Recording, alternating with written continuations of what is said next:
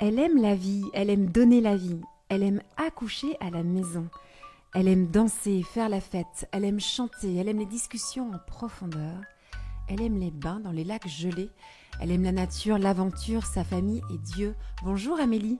Bonjour. Amélie, on s'est rencontrés ce week-end parce que ce week-end, je donnais une formation pour transmettre des outils pédagogiques à destination des adolescents pour qu'on puisse faire de l'éducation à la vie affective, relationnelle et sexuelle. Tu es arrivée de Suisse. De Suisse. Où exactement Suisse? Neuchâtel. De Neuchâtel. Et donc tu te présentes en disant bonjour, je suis Amélie de Suisse. Bon, très bien, on est ravis. Puis il y avait voilà, tout un groupe qui était là. Et de façon complètement inattendue, dans ce groupe, il y avait à peu près 4 ou 5 femmes. Ah ouais, ça m'a impressionnée. Qui ont accouché à à la la maison. maison.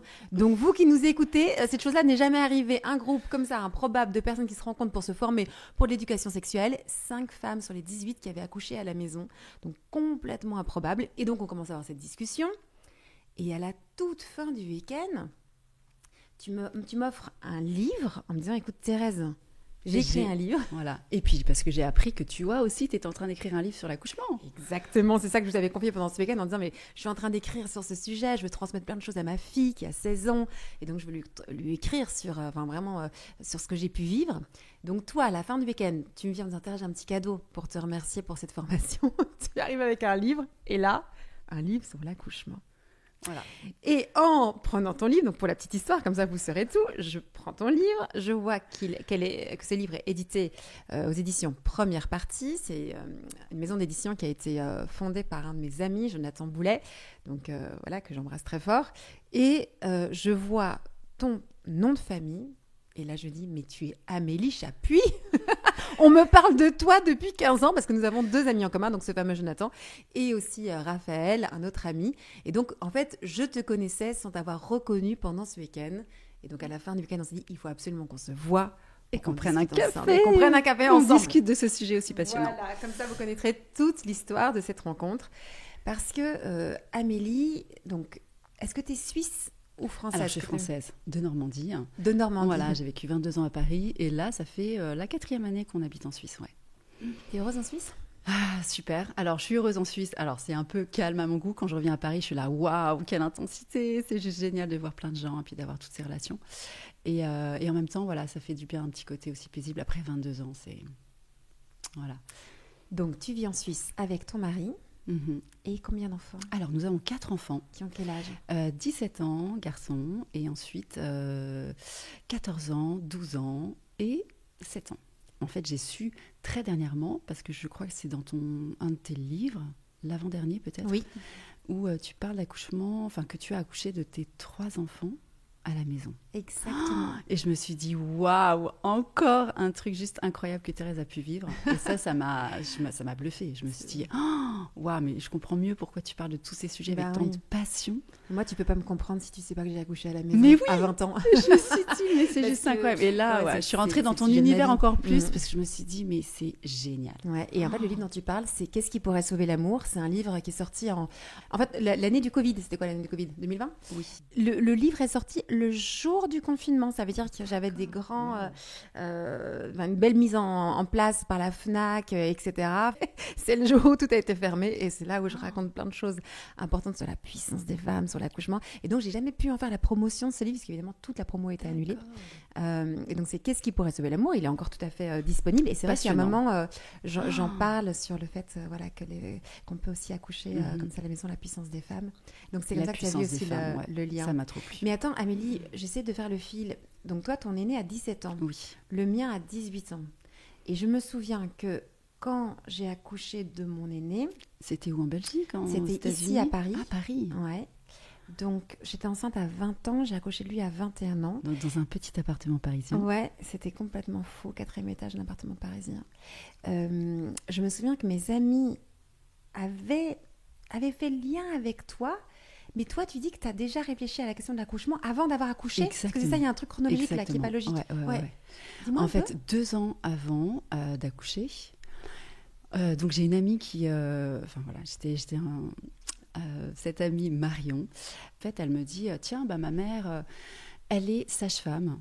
libérale et elle fait les accouchements à la maison. Et puis moi, je la regarde avec des grands yeux, je dis quoi? Mais c'est encore possible ce truc-là. Enfin, ça a résonné en moi comme waouh. Mais et en c'est qui fait, sa mère? et donc sa mère, Catherine Marzanasco, qui du coup a coécrit cet ouvrage avec moi et mon mari, parce que du coup il y a tout un passage un peu médical, voilà, psychologique, spirituel. Et en fait, elle me dit, mais oui, il faut vraiment que tu la rencontres. Enfin, moi, j'avais qu'une hâte, c'était de la rencontrer. Donc Et t'étais pas encore enceinte à ce moment-là? Non, pas du tout. Donc, juste en tant que femme, ça t'intéressait ce sujet? En tant que femme, je me suis dit, mais c'est ça. Mais oui, mais c'est ce que je veux. Mais bien sûr, ça a résonné à l'intérieur comme une évidence. Enfin, c'était une évidence mais je vais accoucher à la maison, sans avoir étudié la question, sans m'être renseignée sur quoi que ce soit. Enfin, c'était genre, c'est naturel, c'est comme ça que... Attends, t'avais quel âge à ce moment-là? Eh bien, j'avais... Ouh là là, bonne question. Non, mais je veux dire, t'étais... J'avais 28... Non, j'avais 26. 26. Et donc, tu travaillais déjà? Oui, alors je travaillais déjà. C'était quoi ton métier? Alors du coup, je travaillais déjà au Conseil général de la Seine-Saint-Denis, donc dans le 93, avec du coup toute une population. Je travaillais en crèche et en PMI. D'accord. Ça, c'était quand même ton petit lien avec la petite enfance. C'était pas en banque d'affaires. Exactement. Et tu merveilles d'accouchement à ce moment-là. Et du coup, en fait, donc voilà, dans ce cadre-là, du coup, en contact avec des mères, des bébés. Je comprends mieux. Et forcément, en fait, j'avais dans mon cabinet énormément de femmes qui me racontaient, du coup, pour des problématiques de troubles de l'attention, de troubles du comportement, de troubles d'attachement, énormément de problématiques qu'on pouvait rencontrer. Et là, à ce moment-là, ces femmes, elles étaient souvent désemparées dans mon cabinet à me raconter pour la première fois, du coup, leur accouchement, parce que forcément, je retravaillais sur l'anamnèse. Voilà, comment ça s'est passé pour vous, etc. Et du coup, ça m'a vraiment... je me suis dit, waouh, mais c'est pas possible de vivre ça, en fait. Je me disais, ça doit être normal. C'est quoi le ça? Pas possible de vivre quoi? De vivre autant de violence dans ce moment qui est censé être super beau, en fait. De violence. Parce qu'en fait, elles étaient en pleurs, traumatisées. Oui, on me l'a arraché, on me l'a enlevé, on me l'a pris. Je l'ai récupéré, je ne savais même pas que c'était le mien. J'ai mis du temps à réaliser que oui. Donc, bref, beaucoup de discours. Et puis souvent aussi, le discours que je trouvais assez intéressant, c'est que je disais, et vous alors, pour l'accouchement, ça s'est passé comment? Puis les mères me regardaient, oh, très bien. Je disais, c'est-à-dire, très bien. Ah très bien. Puis là, elle me déroulait tout le protocole, ocytocine. Énorme. C'est juste, je rebondis sur ce que tu dis, parce que j'ai fait la même observation pendant toutes ces années, là, pendant 18 ans. Des femmes qui disent, comment s'est passé ton accouchement? Très bien. Elles te racontent leur accouchement. Une boucherie, l'horreur. Comment tu peux dire que c'est très bien? Non, très bien, c'est pas ça. Parce que simplement, elles se disent, le bébé est sorti vivant, quoi. Et je suis vivante aussi, donc très bien. Exactement. Non, mais c'est de la folie. Mais ça, c'est très interpellant, cette façon de raconter après coup. Très bien, très bien. Ouais, tout va bien. Ça me fait penser un peu au sketch de Florence Foresti. J'espère que vous le connaissez parce qu'il est absolument mythique, où elle raconte l'accouchement. Et en fait, il y a un côté, on raconte pas ce qui s'y passe, mais énormément de femmes, la quasi-totalité des femmes vont vivre des violences pendant ce moment-là. Exactement. Alors que ce n'est pas du tout normal qu'on vive des violences à ce moment-là. Mais alors là, nous, on va faire nos vieilles toutes les deux, parce qu'il y a peut-être des jeunes mamans qui nous écoutent là en ce moment. Donc nous, c'était il y a longtemps, à l'époque, on était un peu avant-gardistes quand même, il y a 18 ans et 17 ans, toi et moi, parce que personne ne parlait d'accouchement à la maison, mais absolument personne. Et en France, c'était la chose la plus interdite au monde. Tu te souviens comment les gens étaient agressifs et violents quand tu parlais de ce sujet-là. On va y revenir. Mais alors attends, toi, on va revenir sur... T'es avec ta pote, ta copine, qui te dit, ma mère est sage-femme libérale, elle fait des accouchements à la maison, donc là t'entends que waouh, je me dis ça existe encore. Je dis, mais on va la faire venir à une soirée, je veux absolument qu'elle parle de son métier et qu'elle nous informe de tout ce qu'elle fait, de tout ce qu'elle pratique. Génial. Et du coup là, la semaine d'après, elle est dans mon salon, elle nous raconte son métier, passionnante, moi je me dis, mais waouh. La semaine qui a suivi, elle me dit, mais écoute, si tu veux Amélie, on travaille ensemble. Moi, je fais des groupes de parole de mamans dans mon salon. Il y a une vingtaine de mamans qui sont là avec leur bébé, celles qui souhaitent accoucher à la maison, celles qui n'ont pas encore accouché, celles qui ont déjà accouché et pas encore accouché. Et donc, voilà, on a des échanges, des témoignages, tu pourrais amener des thématiques, et voilà. Donc, du coup, je me suis retrouvée à travailler avec elle. Je me suis retrouvée dans son milieu, dans son salon, avec toutes ces femmes, une fois par mois. à gérer ce genre de rencontres. Et là, c'était le choc. Et donc, dans ces discussions entre femmes, qu'est-ce qui t'a le plus marqué ?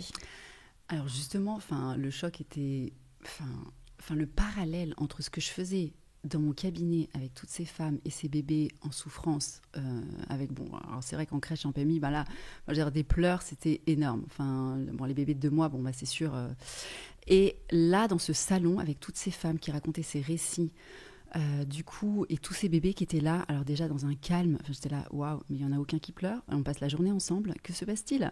Ils avaient l'air tellement paisibles, tellement relax, tellement connectés, tellement en confiance, puis des mamans vraiment sûres d'elles dans leur relation avec leur bébé, dans leur manière de materner, et du coup, dans leur récit, souvent, c'était suite à un premier accouchement à l'hôpital qui s'était mal passé. Et c'est vrai que les récits qu'elles partageaient, c'était vraiment pour elles une vraie réconciliation une restauration aussi, voire une guérison de ce qu'elles avaient pu vivre lors de ce premier accouchement qui avait été vraiment violent, traumatisant, protocolaire, instrumentalisé, etc. Il faut savoir qu'à notre époque, donc je fais ma vieille, on fait nos vieilles toutes les deux, donc c'était il y a 18 ans, 17 ans, donc on est plus ou moins en 2006-2007, on ne parle pas des violences obstétricales. Pas du tout. Donc les femmes sont encore complètement silencieuses par rapport à Totalement. ce qu'elles vivent au sein des hôpitaux, des maternités, quand elles mettent au monde leurs enfants. Aujourd'hui, on en parle de plus en plus et c'est la meilleure nouvelle du monde, mais donc nous, quand on est jeune maman, c'est un sujet tabou. Or, tu l'entends et je l'entends, qu'il y a des choses qui sont anormales, qui se passent pendant ce moment le plus particulier dans la vie d'une femme et d'un enfant, le moment de la naissance. Mais en tout cas, ça veut dire que ton intuition à toi, c'était je me sentirais plus en sécurité à la maison qu'à l'hôpital. Ce qui est un raisonnement totalement à contre-courant, parce qu'à l'époque, on nous dit que le seul lieu sûr pour accoucher, c'est l'hôpital. La maison, c'est dangereux. Donc, tu as compris ça au travers de cette rencontre avec cette sage-femme ? Exactement. Ouais. J'ai compris que, en fait, notre corps... on était créé pour donner la vie. Et puis cette sage-femme-là m'a fait prendre conscience au moment où je lui ai dit « Ok, j'espère que tu vas m'apprendre à accoucher sans douleur », parce que c'était un peu ma question. J'accouche à Paris dans un petit appartement parisien. Donc, c'est quoi ta méthode, quoi ? Puis elle me regarde et me dit « Non mais Amélie, tu as été créée pour donner la vie. Ton corps est fait pour ça, pour mettre au monde un bébé. Je ne vais pas t'apprendre à respirer comme un petit chien. Donc, fais-toi confiance, etc. » Et voilà. Et c'est vrai qu'en creusant sur ce sujet, donc moi, forcément, c'était mon premier en tant que psy, j'avais envie de tout faire parfaitement pour mon bébé. Donc, j'ai lu tous les bouquins qu'il faut sur le sujet en me disant, je veux le meilleur pour lui. Donc, le meilleur, c'était quoi ? C'était de faire en sorte que ce premier événement dans sa vie soit un événement qui soit le plus incroyable. Et c'est ce qui s'est passé, c'est ce que j'ai vécu. Et du coup, j'ai vraiment voulu écrire pour informer les femmes en leur disant « Mais c'est possible de vivre les choses différemment. Et soyez informés, informez-vous parce que vous allez passer à côté de quelque chose d'incroyable et je ne veux pas qu'on vous vole ce moment si précieux qui va avoir des impacts juste énormes sur le développement de votre relation avec votre bébé et avec votre enfant, des conséquences énormes sur son développement futur. Et ça, je veux dire, après, nous, on en a vu des gens qui, après, comprennent pas pourquoi il y a telle et telle difficulté. C'est... Ouais, c'est exactement ça. Je suis tout à fait d'accord avec ce que tu partages. Et c'est intéressant parce que dans ton histoire, tu as pu... c'est comme si tu avais déjà pris conscience de tout cet enjeu avant d'être enceinte. Exactement. Alors moi, j'ai une histoire tout à fait différente parce que je tombe enceinte, je suis enceinte à 20 ans, je suis étudiante en philosophie, alors pas en psychologie, et cette petite nuance est importante parce qu'en philosophie, on est dans sa tête, on réfléchit beaucoup aux choses, c'est l'année où je lis toute l'œuvre de Simone de Beauvoir. Je suis dans son travail sur le deuxième sexe, et ce livre fait monter en moi à la fois un ressentiment envers ma situation de femme et une jalousie envers les hommes. Quand tu lis ce livre, je ne sais pas comment est-ce que tu peux être autrement que dans ces états émotionnels-là, parce qu'elle montre à quel point toutes les injustices entre hommes et femmes, et elle a une lecture comme ça qui fait, en tout cas de mon point de vue, de mon ressenti, que tu te détestes en tant que femme et tu te dis j'ai pas de chance d'avoir un corps de femme, quoi. Wow. Donc j'ai quand même ça dans la tête. J'ai du Simone de Beauvoir dans la tête, ce qui est pas bon pour accoucher du tout. Je ne vous recommande pas la lecture de Simone de Beauvoir pour accoucher. C'est intéressant pour comprendre le monde, mais pas pour accoucher. Et en plus de ça, Moi, je viens d'une éducation judéo-chrétienne, même très catholique, donc j'ai aussi la lecture biblique avec le « tu enfanteras dans la douleur ». Exactement. Vous vous souvenez de la petite histoire? Ève, qui va aller manger la fameuse pomme, enfin, le fameux fruit défendu, et après, en punition, et évidemment, c'est une lecture simpliste que je fais là expressément pour caricaturer un peu ce qu'il y avait dans mon imaginaire à moi de jeune femme, eh bien, il y a cette idée de tu accoucheras dans la douleur. Ouais. Et c'est « je rendrai tes grossesses pénibles et tu accoucheras dans la douleur ». En plus. Donc en fait, la conséquence est double et ça justement j'en parle.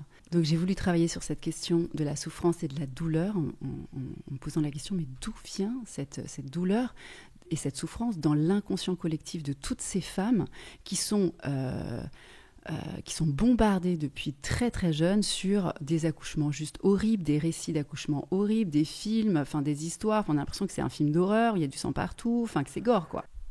Donc ce qu'on peut voir c'est que dans le récit de la Genèse, en fait ils ont juste décidé de se séparer, de se déconnecter de leur créateur. Et donc en faisant un choix de faire par eux-mêmes. Et du coup, ça a eu des conséquences assez dramatiques, justement, sur cette fameuse malédiction qu'on appelle, de « tu accoucheras dans la douleur et je rendrai tes grossesses pénibles ». Et du coup, moi, j'étais là, mais il est hors de question que je subisse, en fait, que je sois cette héritière de cette malédiction-là. En tant que croyante aujourd'hui, dans ma relation, je me suis dit, ok, alors ça, c'était l'Ancien Testament. Mais moi, aujourd'hui, si je crois dans ce que Jésus, dans le Nouveau Testament, a accompli à la croix, c'est-à-dire qu'il a tout accompli, il a pris cette souffrance, cette douleur, il a pris cette malédiction, en fait, du jardin. Je peux, moi, aspirer à vivre un accouchement reconnecté, réconcilié, sans douleur.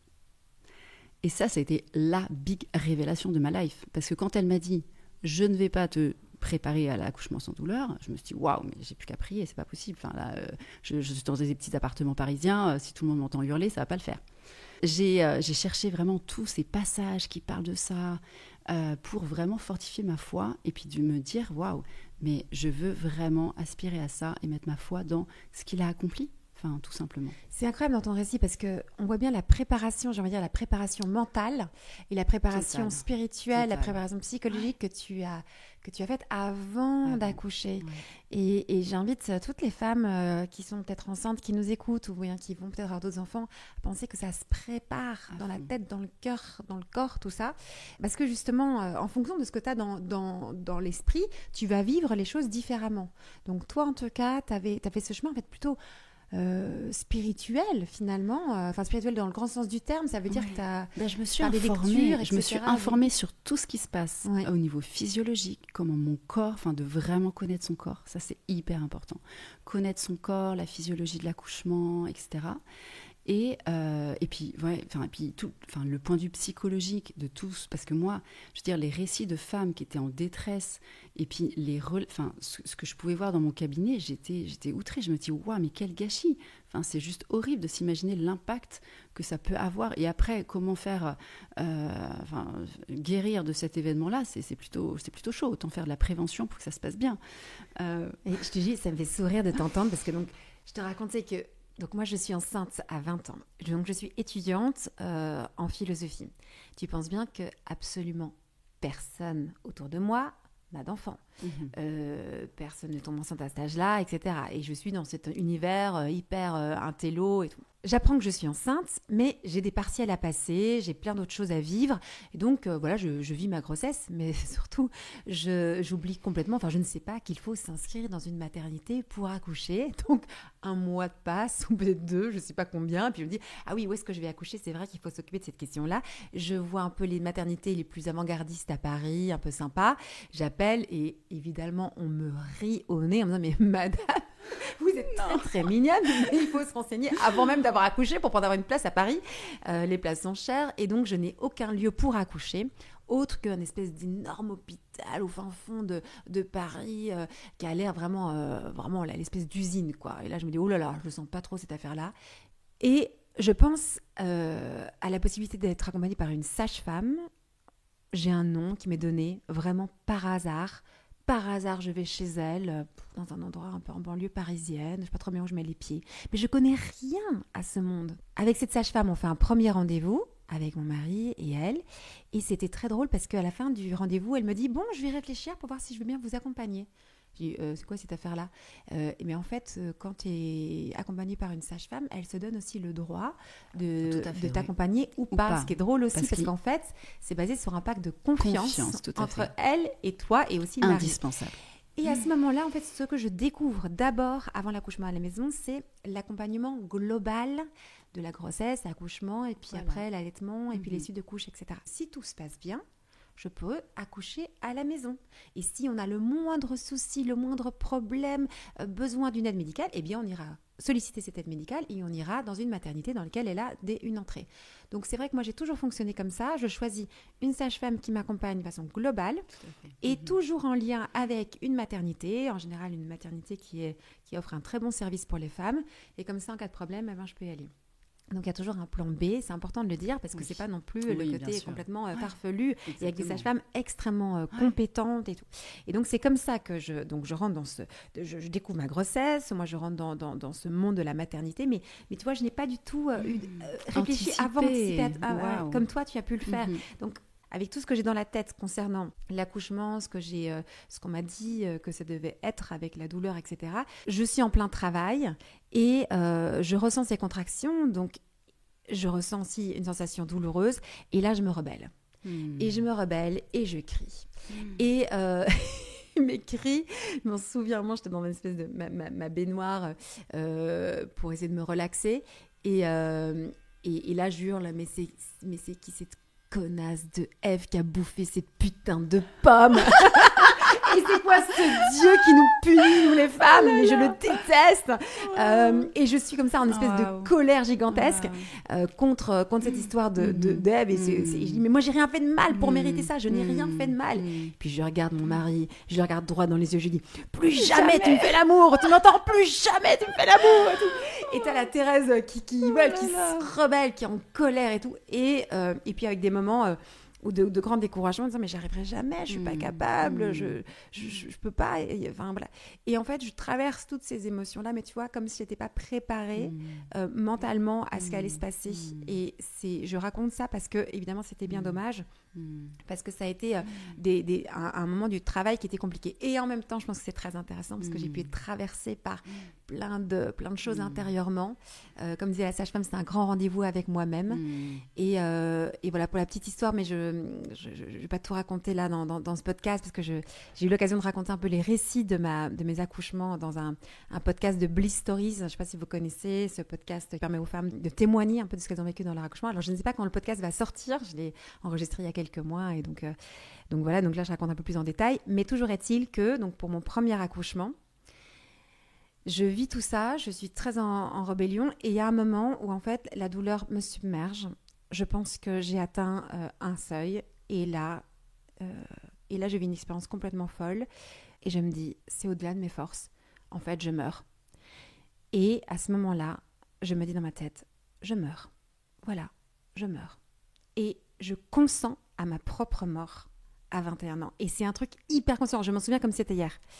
Je consens à ma mort à ce moment-là, je me dis je meurs et à cet instant très précis, mon enfant naît.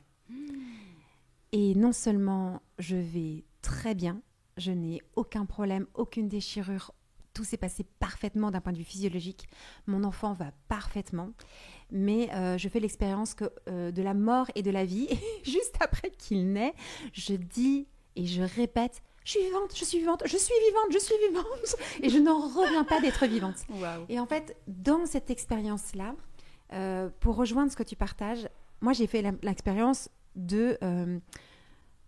j'ai envie de dire et comprenez bien ce que je vais expliquer là, du mystère pascal. Alors, ça veut dire du mystère de la mort et la résurrection. Et m'est venue, les mois qui ont suivi, cette idée que, mais pourquoi le christianisme fonctionne si bien? Mais parce qu'en fait, c'est l'histoire des femmes qui est racontée. L'histoire de la croix, de la mort et de la résurrection. Genre, tu crois mourir pour donner la vie.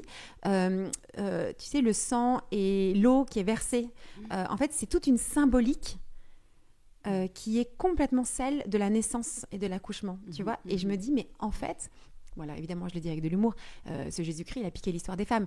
Parce qu'en fait, c'est ça que tu vis dans ton corps, cette histoire pour donner la vie, il y a une espèce de lâcher-prise, d'abandon. Il y a une forme de mort à soi-même, mais dans le beau sens du terme aussi, de vraiment je m'abandonne, je lâche prise, et c'est là que la vie vient. En tout cas, dans ce premier accouchement, il y avait quelque chose de très spirituel. Donc en fait, tout ce que tu expliques, toi, que tu avais intellectualisé avant, moi, je l'ai intellectualisé pendant et après, tu vois. Là, on est tout de suite sur des hautes sphères là, de spirituel. Et pour mon deuxième accouchement, une expérience totalement différente, puisque là, en fait... l'angoisse me revient quelques jours avant la naissance en me disant mais en fait je vais de nouveau devoir passer par ça, par cette douleur, et ça me fait peur. J'ai vraiment très peur de devoir repasser par un peu une sensation de mort, et la sage-femme me dit cette chose complètement incroyable, tenez-vous bien, elle me dit Thérèse, tu peux accoucher dans le plaisir. C'est même pas le sans douleur, c'est dans le plaisir. Exactement, c'est ce que j'ai vécu. Et voilà, c'est ce que j'ai vécu. Et donc j'ai vécu génial. ça. Ouais, je l'ai vécu. Pour ton incroyable deuxième, pour mon deuxième. Ouais. Incroyable. Donc des expériences complètement folles. Et un petit troisième, c'était encore une autre expérience. Donc j'ai accouché moi 3 enfants, le premier à Paris, le deuxième à Bruxelles, le troisième à New York. Mais avant de raconter plus, tu vois, c'est intéressant qu'on arrive tout de suite sur cette dimension, on va dire, un peu plus spirituelle. Et chacun y met ce qu'il veut, mais dans l'accouchement, dont on ne parle quasi jamais. Oui, et puis c'est tellement précieux, pour cette femme qui est en train de devenir mère. C'est comme un rite de passage, un voyage initiatique. C'est vraiment quelque chose qui est tellement puissant, parce qu'elle est en train de vivre et de faire ce pourquoi elle a été aussi créée. Et du coup, c'est censé être une expérience de plaisir, en fait. Et moi, c'est ce que j'ai pu vivre, mais dans cet abandon. Et puis moi, je vous dis, j'ai vraiment fait un switch entre, ça c'est ce que les femmes sont censées vivre dans la douleur, mais moi, c'est hors de question de vivre ça. Et du coup, de vraiment s'approprier ce qu'on est censé vivre dans notre corps, avec cette dimension de oui, il y a un travail qui s'opère, c'est intense, c'est puissant, c'est juste waouh. C'est tout ton corps qui est en travail, qui fait un effort. Et en même temps, pour moi, il y avait mon corps qui faisait cet effort-là. Donc, et puis, du coup, les contractions, le muscle qui se contracte, mais ce n'était pas accompagné de douleur. C'est-à-dire qu'il y avait vraiment cette ouverture à la vie, cette connexion avec Dieu, et puis cette conscience de waouh, mais en fait, c'est juste que Jésus, il a tout accompli à la croix. Donc c'est fini, quoi. C'est fini cette malédiction. De vraiment connecter sur cette réconciliation et sur le fait de s'abandonner et de dire mais waouh, tu as pris cette douleur, tu as pris cette malédiction, j'ai foi en toi. Et cette nouvelle nature, cette nouvelle naissance, nouvelle que les femmes peuvent vivre, aussi expérimenter physiologiquement, bien sûr dans un contexte où tout est mis en place pour que ça se vive parfaitement bien, sans stress, parce que tu es chez toi, parce que tu es avec une personne de confiance qui t'a accompagné sur toute ta grossesse, avec qui tu es en relation, que tu connais, qui te connaît. Je veux dire, il y a tellement d'éléments qui peuvent bloquer un accouchement ou qui peuvent en même temps permettre vraiment de le vivre. Et du coup, c'est juste... Et moi, je me suis dit, mais... tellement de femmes passent à côté de ça. Et cette dimension de plaisir, de joie. Moi, je sais qu'à chaque contraction, j'étais là genre, oui, mais c'est génial, mais genre, je m'ouvrais dans cette... En fait, je me sentais en même temps connectée à mon corps, à mon bébé, connectée à Dieu. Et donc, dans ce travail d'équipe, tous ensemble, il y a quelque chose qui s'opère, quoi, qui te dépasse totalement. Je rejoins totalement ton expérience. Alors... moi, j'ai pas la foi en Dieu. Je crois pas en l'existence de Dieu. Je suis vraiment très athée, mais depuis longtemps, tu vois, depuis mes 15 ans, depuis l'âge de mes 15 ans. Mais par contre, tout ce que tu dis résonne en moi. Et en fait, on peut mettre... chacun a une idée, en fait, de ce que c'est Dieu ou le spirituel. Et en fait, on peut très bien vivre tout ce que tu dis, même si on voilà, on n'a pas cette Oui, fois-là, oui, parce cette qu'en fait, révélation. il y a quelque chose qui nous dépasse. On peut dire c'est la vie, c'est le mystère. Enfin voilà, chacun mettrait un peu un mot différent, mais pour dire que c'est pas lié à une religiosité en tant que telle, c'est vraiment une spiritualité beaucoup plus profonde. Et tu vois, ce qui est incroyable, c'est que quand on accouche de cette façon-là, comme toi et moi, comme tu l'as fait 4 fois, moi 3 fois, donc on vous parle quand même en connaissance de cause, hein, on n'est pas en train de... c'est de voir que la naissance est une expérience qui est pas seulement mécanique de on met au monde un bébé, mais qui est aussi spirituelle, qui est aussi psychologique, qui va nous prendre en fait dans notre entièreté, quoi. Et on a réduit l'accouchement à juste cette dimension de Un protocole. il faut faire sortir le bébé. Et nous, on est en train de vous dire que, mais ça peut être totalement différent. Et d'ailleurs, je me permets de faire le petit parallèle, mais qui mériterait qu'on l'approfondisse encore plus. C'est la même chose avec la sexualité. Exactement. On a rendu la sexualité comme chose, juste un truc très mécanique, où il faut toucher tel ou tel bouton ou faire telle ou telle pratique pour avoir du plaisir. Alors que, en fait, la sexualité peut être une union sacrée, quelque chose qui est... c'est tellement intime. Voilà, c'est tellement intime. Et moi, souvent, je faisais le parallèle. Je dis, mais vous aimeriez que tout d'un coup, il y ait quelqu'un qui débarque dans votre chambre, accouché, vous êtes en plein ébat amoureux, vous êtes en relation intime avec votre mari, et qu'il allume la lumière et puis qui vous offre une tasse de café, qui dit ça va, je peux vous aider alors non, plutôt telle position, non mais attendez, là l'orgasme va pas bien, non ça va pas être comme ça, et là qui te fasse des commentaires sur comment tu dois faire, ce que tu dois faire, voilà. Et donc je veux dire, en plein ébat, toi t'es juste hyper kéblo, tu te dis mais c'est pas possible, là je peux pas me lâcher, je peux pas avoir d'orgasme, non c'est pas possible. Et en fait l'accouchement c'est pareil, tu as besoin d'être dans une pièce tamisée, genre qui est le moins de lumière possible, avec le moins de gens possible, pas aucune intervention, pour être vraiment dans ta bulle, en train de vivre, expérimenter cette dimension de lâcher prise, d'abandon et de plaisir. Vraiment, voilà. Donc c'est vrai que la comparaison, par rapport à la sexualité, moi je la donne à chaque fois. Mais c'est tellement juste ce que tu dis. C'est la comparaison est vraiment parfaite. Mais moi, je dis que c'est comme un acte sexuel. C'est comme faire l'amour avec ton mari. Tu fais pas ça avec 15 néons au-dessus de ton sexe, les jambes écartées, avec 15 personnes qui passent. Ah oui, passez-moi le truc. Ah ben non, il me faut le bistouri. Bref, tous les professionnels ou le personnel qui viennent perturber en fait le processus naturel. Et d'ailleurs, pour arriver à avoir de la jouissance au moment de l'intimité sexuelle, au moment de l'acte sexuel, il faut dans ce moment d'abandon, de lâcher prise. Et comment est-ce qu'on fait ? Donc le conseil que je donne aussi souvent en tant que sexologue, quand on vient en me disant mais j'ai des douleurs pendant les rapports sexuels, j'arrive pas à avoir de plaisir, c'est qu'il faut que son esprit soit concentré sur ce qui est en train de se vivre au moment où il se vit, c'est-à-dire de prêter attention à ses sensations corporelles sans les juger, sans les évaluer, sans se dire « ça fait mal, mais ça fait de plus en plus mal, mais ça va faire encore très mal ». Et donc là, tout se bloque. Sans se dire qu'est-ce que l'autre va penser, donc avoir peur du jugement de l'autre, d'être vraiment dans son corps, de respirer dans ses sensations, de les accueillir, de consentir à ces sensations.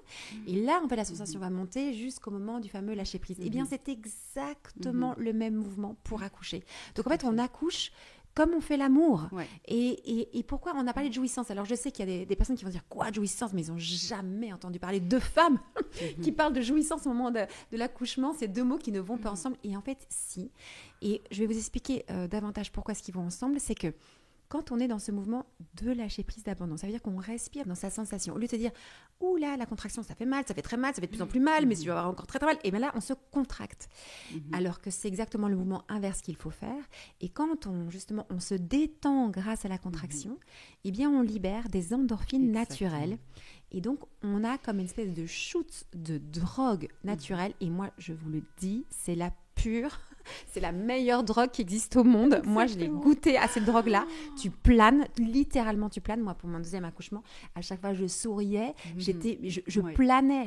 J'étais vraiment shootée à ces hormones-là qui sont mais la meilleure drogue qui existe au monde, quoi. Ultra puissante. Et donc, tu as vraiment du plaisir par cette drogue qui t'est donnée. Alors, pour ceux qui ne suivent pas, je vous donne un exemple. Souvent, les gens qui font de la course à pied disent qu'au bout d'un certain temps, ils peuvent se sentir comme... ils ont aussi une forme de petite drogue naturelle en courant. Bon, ben ça... Alors, je sais que ceux qui ne courent pas se disent « Mais de quoi vous me parlez ?» Mais quand tu as déjà vécu une expérience sportive et tu sais qu'en fait, tu peux avoir cette espèce d'endorphine naturelle, Eh bien, ce que les sportifs peuvent ressentir quand tu accouches, c'est ça, puissance 1000, quoi. Exactement, puissance 1000. T'imagines le kiff total. Et moi, pour ma troisième, c'était juste incroyable parce que non seulement j'avais cette dimension de joie, et en fait, j'étais dans une joie telle, enfin une espèce d'euphorie, que je me suis éclatée de rire, mais j'ai rigolé. Et en fait, je me souviens très bien de la tête de ma sage-femme et de mon mari à ce moment-là. Ils m'ont regardé genre, mais Mathilde, c'était tellement surpris. Et en fait, le bébé était en train de sortir. C'était juste incroyable. Ouais. Mais c'est possible. Et en fait, c'est ça qui est incroyable, c'est que si tu respectes le fonctionnement du corps, c'est censé se vivre bien cet accouchement et ça peut se vivre même dans le plaisir. Exactement. On est fabriqué pour ça. Donc, tous ces récits qu'on a d'accouchement qui se passent mal ou qui sont douloureux, c'est pas normal dans le sens de la normalité selon la façon dont notre corps est conçu et fonctionne.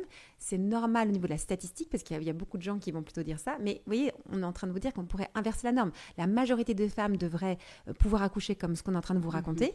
Et puis, parfois, il se fait que il y a des dysfonctions, le bébé est mal placé, il y a différents pour problèmes. Des grossesses pathologiques. Mais c'est un pourcentage juste minime. Exactement. En fait, notre récit devrait être le récit le plus courant qu'on devrait entendre. Exactement. Et puis parfois, malheureusement, il y a des situations qui demandent une aide vraiment médicale. Et ces situations existent, on n'est pas du tout en train de les nier, pas une fraction de seconde, mais ce n'est pas, c'est pas ça qui devrait être la normalité. Exactement. C'est quand même incroyable. Mais comme tu dis aussi, pour que le processus puisse se faire, il faut qu'on se sente en sécurité. Et la sécurité, elle vient de différentes choses. Elle vient à la fois de l'accompagnement qu'on peut avoir avec cette sage-femme qui nous connaît bien, qui n'a pas fait que nous peser pendant toute notre grossesse, qui nous a posé des questions sur comment tu vas, comment tu te sens, comment se passe ta vie, tes rapports familiaux, amicaux, je ne sais pas ce que tu vis. En fait, elle s'intéresse à toi, donc elle te connaît hyper bien. Et puis après, il y a le lieu où on se sent bien, on se sent en sécurité. Et puis aussi la place de l'homme. Je voudrais qu'on en parle ensemble parce que dans ce podcast Love Care, qui n'est pas un podcast dédié seulement à la maternité, mais je suis trop contente qu'on en parle. L'homme dans tout ça, le père. Toi, comment il a vécu ton homme ? En fait, c'est particulier parce que c'est vrai que moi, ce que je dis aussi, c'est comment tu te sens à l'aise dans ta relation avec ton conjoint, pour te montrer vulnérable, nu, dans certaines positions, parce que forcément, on voit bien qu'à la maison, dans un lieu naturel, l'accouchement physiologique, les femmes, soit elles accouchent à genoux, accroupies, debout, mais jamais allongées sur le dos. Justement, donc je vous dis, je suis en train d'écrire un livre pour ma fille et pour toutes les jeunes filles. Et donc, à un moment, effectivement, je raconte que donc pour sa naissance à elle, donc c'est une naissance orgasmique, une naissance dans le plaisir. Mais il y a un moment quand même où je me retrouve à quatre pattes, en train de faire des sons, genre un peu de yogiste, genre trop bizarre, des waouh, comme ça, et à poil. Mais pour être capable de faire ça, si vous me connaissez un petit peu, c'est pas tout à fait mon style d'être un petit peu dans ce truc-là. Enfin, je fais un peu attention à mon apparence et ma façon de me tenir, quoi. Et donc, pour être capable de se trouver dans cette situation-là, c'est que je devais être vraiment en confiance totale avec à la fois la sage-femme et le papa de ma fille, pour de pas me sentir jugée. Et c'est vrai que si tu as peur du jugement, disant qu'est-ce qu'il va penser s'il me voit comme ça, tu peux pas en fait te lâcher et tu peux pas bien accoucher. Et si tu as des complexes, si tu as peur, du regard de l'autre, du jugement, tout ça, c'est sûr que c'est un facteur de stress. Donc, c'est vraiment toute cette dimension de confiance relationnelle et du coup, de la place de l'homme. Moi, je sais qu'il était là. C'était un moment, il m'a dit, juste au moment de l'expulsion, il m'a dit, mais t'es juste incroyable, t'es merveilleuse, vas-y à fond.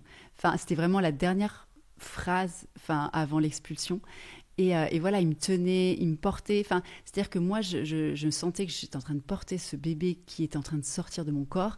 Et lui, il me portait par derrière, il me soutient, il m'encourageait. Donc, c'était vraiment un travail d'équipe où il y a vraiment tout le soutien. Il a toute sa place de coach sans forcément avoir des paroles. Parce que souvent, la femme, elle a juste besoin qu'on se taise autour d'elle.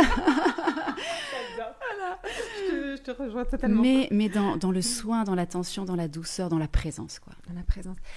Par rapport à la place de l'homme, moi j'ai vécu 2 expériences. J'ai eu 3 accouchements, mais le 3e c'est le bonus, voilà. Dans le sens, c'était merveilleux aussi. Mais dans le premier accouchement, donc je remets dans le contexte, 20 ans, 21 ans, mon accouchement. Je vis une relation très fusionnelle avec mon mari à ce moment-là. Certainement parce que notre relation était assez bancale. Ça veut dire qu'on n'avait pas vraiment confiance dans notre amour, donc il fallait qu'on soit tout le temps ensemble, sinon on avait l'impression que la différence allait faire qu'on allait se séparer, ce qui est une fausse croyance.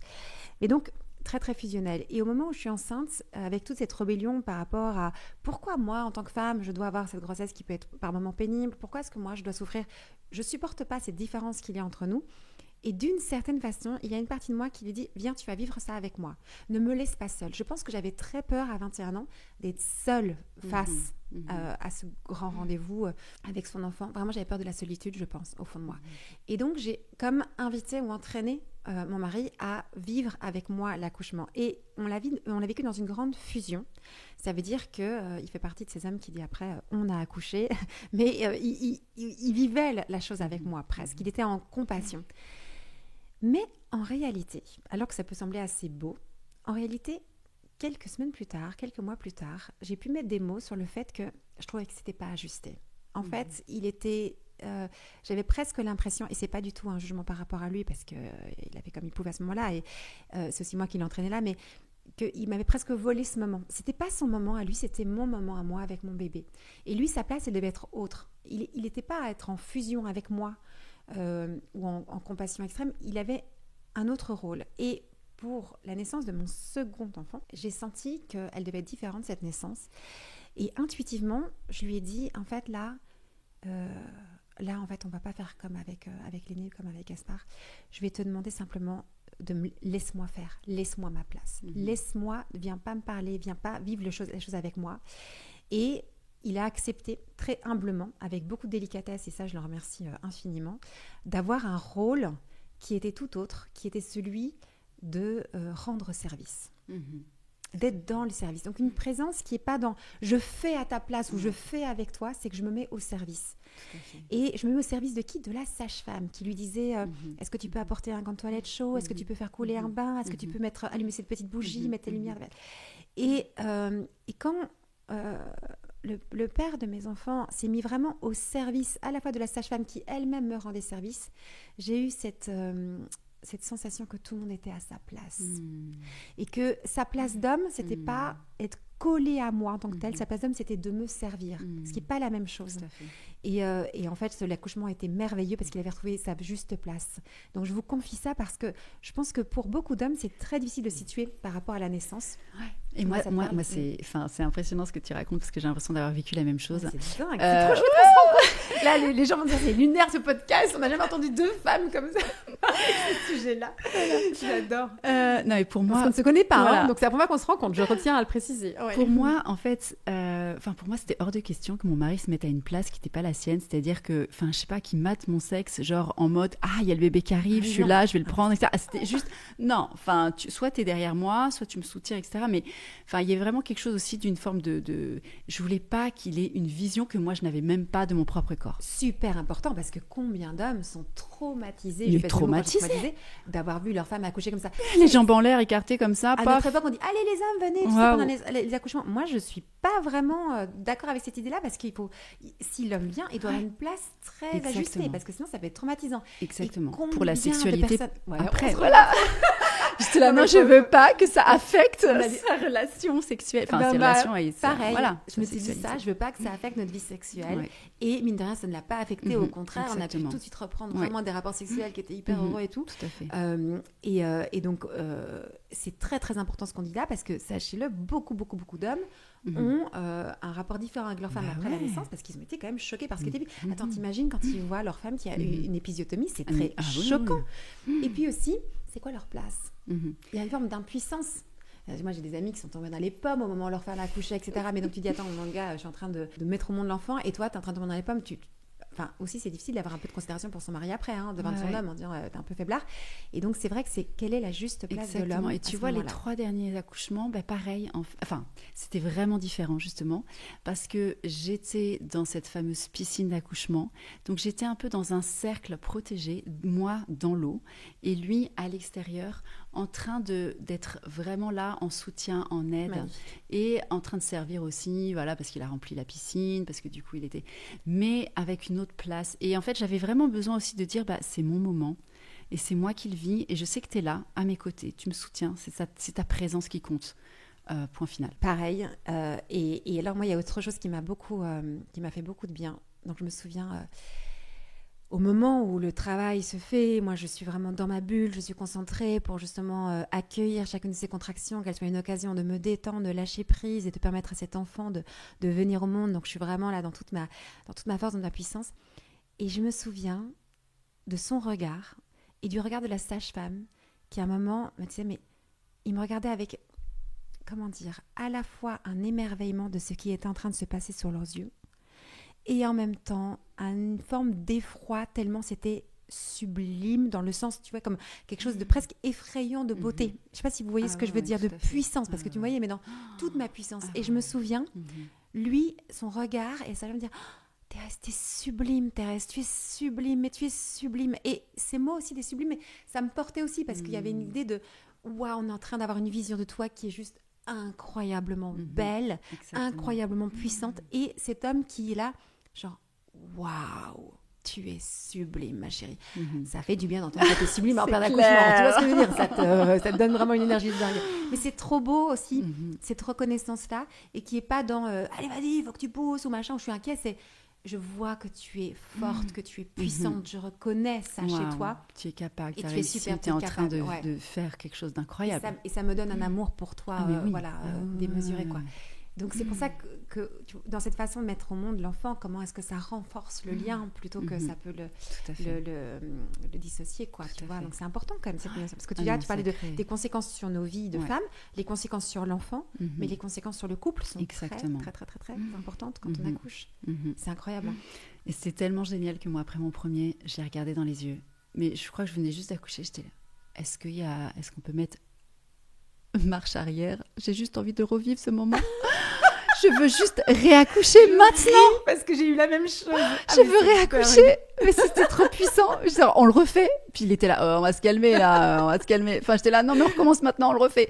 Puis voilà, on a attendu 2 ans. J'adore. T'as attendu 2 ans chaque fois pour chaque enfant. J'ai attendu 2 ans pour le deuxième, mais voilà. Mais j'avais qu'une envie, c'était de réaccoucher, quoi. Mais c'est dingue. Et vraiment, après le 4e, j'ai dû faire un deuil. Ah ouais, dur. Vraiment le deuil de me dire, waouh, bah ça y est, je sens que c'est fini. Je vais pas réaccoucher, quoi. C'est fini. Ouais. Mais vraiment avec ce sentiment. Bon, j'ai fait ce que j'avais à vivre, mais pas une déception, parce que voilà, je suis contente, mais de se dire, waouh, mais en fait, voilà, c'était tellement beau. Moi, j'aurais pu accoucher 15 fois. Mais attends, c'est tellement dingue ce que tu dis là, parce qu'on parle tout à l'heure de ces hormones, de cette espèce de drogue naturelle. Mais moi, c'est pareil, comme une droguée. Quand on t'a fait goûter, mais pas l'héroïne, 1000 fois mieux que l'héroïne, là. Mais t'as envie de revivre ce truc, quoi. Il y a un peu comme une droguée en manque, évidemment, je dis ça avec de l'humour. Mais j'avais envie de revivre. Et même encore maintenant, vous voyez, j'en parle. Moi, quand même, mon dernier vient de fêter ses 12 ans il y a quelques jours. Mon aîné a 18 ans, donc c'est 18, 16 et 12 ans, moi, mes enfants. Donc ça remonte. Mais je m'en souviens encore. Et j'avoue que je rêve d'une seule chose, c'est de nouveau être enceinte et d'avoir un petit bébé. Bon, après, il faut l'homme qui... il faut tout ça. Puis il faut les éduquer, ces enfants. C'est une autre histoire. Et là, c'est drôle parce que, en fait, pour revivre ce moment-là, et si je prends ma comparaison avec la drogue, c'est que le dealer, c'est toi. Donc, en fait, tu dois... comment dire, toi-même te convaincre que non, c'est peut-être pas la meilleure idée du monde de mettre d'enclencher une nouvelle grossesse là maintenant tout de suite, mais c'est avec toi-même que tu dois dealer, parce qu'il y a une partie de toi qui rêve que d'une seule chose, c'est de revivre ce moment, et puis une autre partie de toi qui dit quand même, faut être un peu responsable dans la vie, donc pas trop d'enfants. Mais c'est pour dire à quel point ça peut être puissant. Et c'est vrai, je sais pas si tu l'as senti aussi, que pendant les semaines qui ont suivi, d'être encore shootée. Complètement. Est-ce que on irait sur un sujet super touchy, mais là on se parle sans filtre toutes les deux. Comment tu as vécu toi après les mois qui ont suivi? Ça veut dire que moi je peux te partager dans mon expérience, c'est que, et ça va peut-être agacer beaucoup de femmes qui nous écoutent là, mais tout s'est passé parfaitement bien. L'allaitement s'est bien passé, j'ai pas eu de baby blues, j'ai pas eu de dépression postpartum. C'est archi nickel, je n'ai rien à redire en fait. Exactement. Un enfant paisible, un enfant qui mange bien, une relation qui se passe super bien. Donc imaginez, j'accouche là, donc en janvier, donc j'accouche exactement pendant la période des partiels que j'ai repassé en septembre de la même année, et 2 semaines après mon accouchement, je suis à la fac avec mon bébé et j'ai suivi tous mes cours pendant 4 mois avec mon bébé à la fac. Et j'ai pas dû sortir une seule fois de cours parce que mon bébé était bruyant, je sais pas quoi. Non, il était apaisé, il buvait. Donc j'avais dans une main, j'avais mon bébé au sein. Avec l'autre main, j'écrivais mes cours. J'ai passé juste mes partiels. J'ai pas eu de deuxième chance, mais c'est pas grave. Donc j'ai réussi tout du premier coup. Et en fait, oui, tout s'est bien passé. Et ma conviction intime, c'est pour ça que je dis c'est un peu touchy, c'est que je pense que c'est à cause de c'est grâce à la façon dont je les ai mis au monde qui font que le reste s'est bien déroulé aussi, quoi, tu vois. Je décris tout ça dans notre livre, justement. Et c'est ça aussi qui fait que, j'étais désespérée dans mon cabinet en me disant, mais waouh, Et puis en fait, les femmes réalisaient que, ah bon, mais j'aurais pu vivre les choses différemment. Je dis, bah oui, en fait. Ah oui, mais moi j'ai une césarienne, c'était normal. Je dis, bah non, c'était pas normal. Ouais, je t'interromps par rapport à ça, parce que l'histoire de la césarienne, il y a toujours le coup de oui, mais moi, si j'avais pas été à l'hôpital, je serais morte. Juste petite précision, qui n'en est pas d'une, parce qu'elle est importante. Donc, à 21 ans, j'accouche de mon premier enfant à la maison, donc sans péridurale, avec une sage-femme, sans aucune déchirure, ni aucun problème physiologique, et cet enfant pèse 4,5 kg. Oui, ce genre d'enfant qu'on sort par césarienne. Voilà. 4,5 kg à la maison sans rien comme problème physiologique. On a pris le temps. Exactement. On a pris le temps, on a respecté mon corps. Donc ça veut dire que y a des situations à l'hôpital, évidemment que j'aurais accouché sous césarienne. Et donc après, ça aurait des complications sur plein d'autres aspects. Donc voilà, ça aussi, ça existe. Moi aussi, c'était un gros bébé le premier. 3,9 kg. Ah bah ouais, c'est énorme. C'est mon deuxième 3,9 kg. Ouais. Donc voilà, c'est pour ça, c'est pour dire que, tu vois, il y a des récits, on dit, ah ouais, mais attends, moi à l'hôpital, sans l'hôpital, je serais morte. Non, pas tout à fait vrai. Après, évidemment, on n'est pas du tout en train de diaboliser l'hôpital, pas une fraction de seconde. La seule chose qu'on dit, c'est que les médecins, la médecine est là pour soigner la pathologie. Être enceinte, ce n'est pas une pathologie. L'experte de la grossesse, l'accouchement, c'est la sage-femme. Et quand il y a une pathologie, on va voir un médecin. Et génial, merci qu'il existe. Heureusement qu'on a des hôpitaux qui sont extraordinaires aujourd'hui. Et merci la médecine, vraiment merci quand elle est au service des femmes et des enfants. Pas quand elle fait à notre place, où elle nous dit comment est-ce qu'il faut accoucher. Et justement, moi, je me souviens de ces premiers jours avec mes bébés à la maison. Et puis la sage-femme qui me dit, bon, bah, écoute, tout se passe bien. Bah, si tu veux, je peux revenir dans un mois. Elle avait prévu de revenir juste pour voir. Mais c'est vrai que, il y a cette dimension de connexion, de relation, d'allaitement, de portage maternage. Tout se fait tellement naturellement. Pourquoi ? Parce que la femme, dans cette puissance qu'elle a vécue et cette capacité, ce voyage qu'elle vient d'expérimenter, toutes les hormones ont été sécrétées, tout est en place pour cette connexion, cet attachement, cette relation symbiotique, fusionnelle, tout ce qui est nécessaire vraiment à ce lien d'amour, c'est qu'elle a confiance en elle, elle sait, et cette hormone ocytocine qui a été bien sécrétée est là pour vivre ce côté instinct. Ce côté instinct maternel, je sais, j'entends mon bébé, je sais ce qu'il a besoin, je le prends, je le porte, je l'allaite. Il y a un langage qui se fait qui est naturel. Or, quand on a perturbé ça, moi j'en parle justement à un moment, je me dis waouh. C'est typiquement, quand on cherche à intervenir sur un processus de la chrysalide, de la chenille, qui se transforme en papillon, si on essaye d'intervenir, on tue le futur papillon. On détruit en fait ce processus naturel. Et pareil, il y a des expériences qui ont été faites, il y a plein d'études maintenant qui sont faites là-dessus. Et moi, j'étais horrifiée à chaque fois d'entendre ces femmes qui disaient « Ben voilà, j'ai mis 3 semaines avant de l'accepter. » J'étais là, quoi ? 3 semaines avant d'avoir ce sentiment d'amour, d'avoir cette capacité de connecter avec lui. Mais c'est vrai que si l'accouchement se passe mal, si on ne se sent pas respecté, comment est-ce qu'on peut s'attacher à cet être-là ? Si au contraire, l'accouchement, tu le vis dans toute ta puissance, dans toute ta force, dans la joie, dans le plaisir, mais l'attachement, il se fait, mais pour toujours. Donc, en fait, ce que je voudrais vraiment qu'on puisse, que les gens qui nous écoutent puissent vraiment percevoir, c'est qu'au départ, on est fabriqué, on est fait pour que ça se passe comme ça. Et nous, on peut vous le témoigner et on vous raconte pas des histoires, on l'a vécu. Donc, c'est 2 femmes, moi j'ai 39 ans, toi tu as une quarantaine d'années, c'est ça. Et on a vécu ça, ce qu'on vous raconte. Donc, et pas une fois, tu as vécu 4 accouchements, j'en ai vécu 3 et d'autres femmes peuvent aussi en témoigner. Et ça, c'est important que vous puissiez entendre que ça peut se passer autrement. et que beaucoup, à mon avis, énormément des problèmes que vivent les femmes aujourd'hui viennent du fait qu'on ne les respecte pas au moment où elles accouchent. Et quand tu as fait cette expérience que tu peux te faire confiance, après, tu vois, tu te fais confiance en ta maternité, en fait. Enfin, ça, tout se découle. Et puis moi, je suis sûre qu'en plus, ça joue après dans la relation avec les enfants. Moi, je peux témoigner vraiment que j'ai une relation vraiment trop chouette avec mes 3 enfants. Aussi une relation de confiance. En fait, on se connaît, on se fait confiance. Il y a quelque chose qui s'est créé, mais qui part pas, quoi. Et je trouve que ça, comment dire, au-delà, tu vois, de cet instant précis de la naissance, les conséquences sur la vie que tu vas mener avec cet enfant, moi, je le contemple tous les jours. Tu vois. Et je trouve que c'est hyper important que les femmes, les jeunes femmes, les adolescentes entendent des récits comme le tien et le mien. Et quand je dis aux gens, je dis, mais ça fait partie des événements les plus beaux, les plus incroyables de ce que j'ai vécu en tant que femme. Mais oui.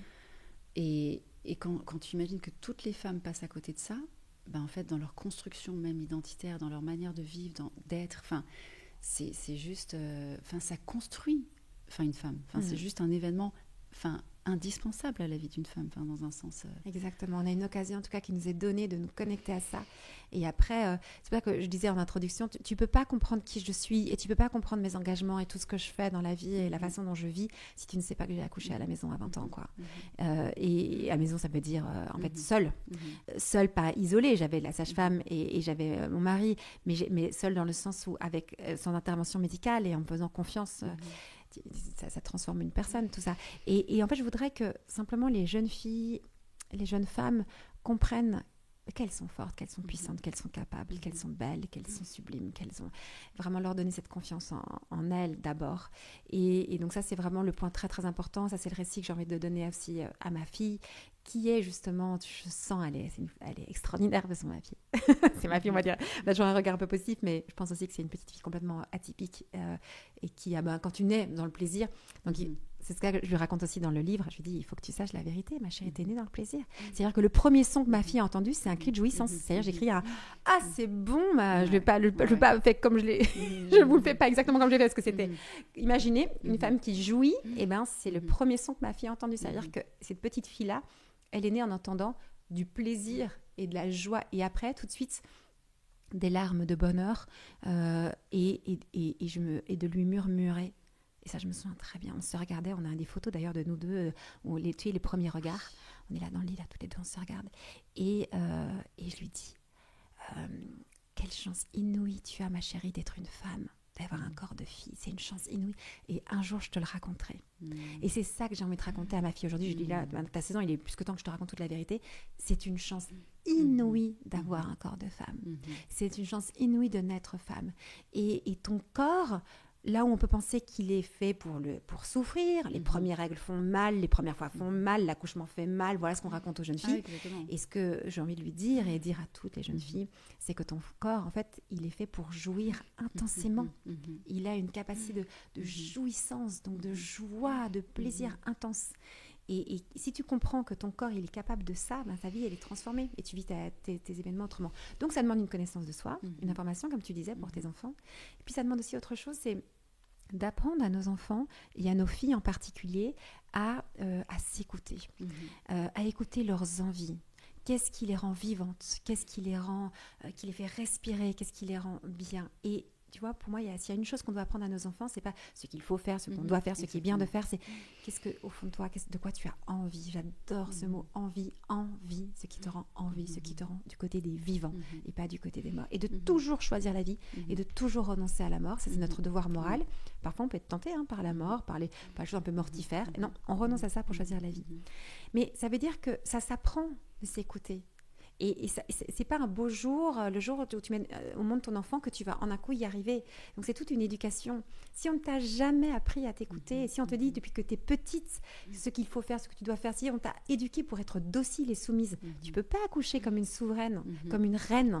Tu accouches évidemment comme une c'est même pas comme une petite fille, c'est comme une esclave en fait, ou comme une dominée, comme une soumise, où on va te dire ce qu'il faut faire. Allez, maintenant vous écartez les jambes, maintenant vous poussez. Mais c'est quoi ça? C'est moi qui le dis.